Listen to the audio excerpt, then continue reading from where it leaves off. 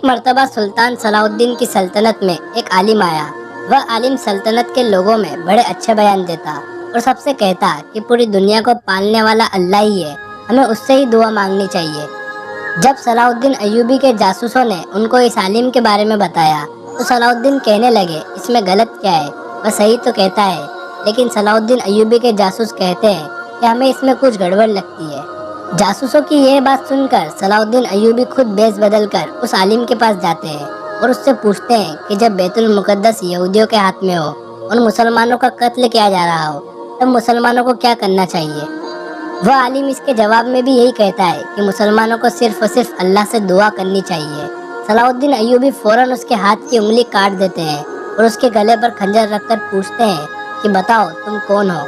صلاح الدین کے اس جلال کو دیکھ کر وہ عالم گھبرا جاتا ہے اور کہنے لگتا ہے کہ میں ایک یہودی ہوں، مجھے صرف مسلمانوں کے دل سے جہاد کا جذبہ مٹانے کے لیے بھیجا گیا ہے۔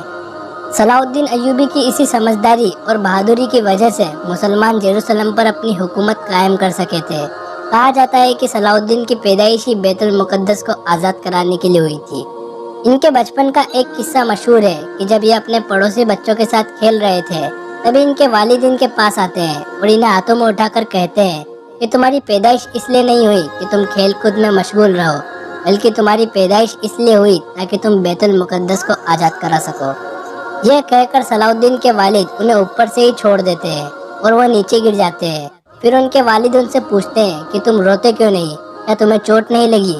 اس کے جواب میں صلاح الدین کہتے ہیں کہ بیت المقدس کو آزاد کرانے والے روتے نہیں ہیں۔ دوستو، آپ ان باتوں سے ہی اندازہ لگا سکتے ہیں کہ صلاح الدین ایوبی کے اندر یروشلم کو آزاد کرانے کا کتنا عمدہ جذبہ تھا۔ صلاح الدین ایوبی وہ سلطان تھے جنہوں نے مسجد الاقصی میں وہ نایاب ممبر لگایا تھا جس کے چرچے پورے بغداد میں ہوا کرتے تھے۔